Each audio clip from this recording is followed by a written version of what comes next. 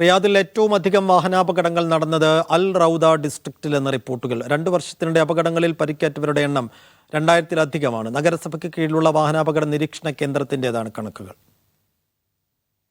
കിഴക്കൻ റിയാദിലെ അൽ റൗദ ഡിസ്ട്രിക്റ്റിലാണ് ഏറ്റവും അധികം അപകടങ്ങൾ നടന്നത്. 2022-നും 2023-നും ഇടയ്ക്കുണ്ടായ അപകടങ്ങളിൽ പരിക്കേറ്റവരുടെ എണ്ണം 2170 ആണ്. നഗരസഭയ്ക്ക് കീഴിലുള്ള വാഹനാപകട നിരീക്ഷണ കേന്ദ്രത്തിൻ്റെതാണ് കണക്കുകൾ.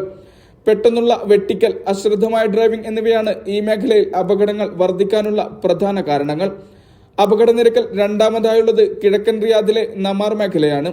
ഇവിടെ 1049 പേർക്കാണ് അപകടങ്ങളിൽ പരിക്കേറ്റത്.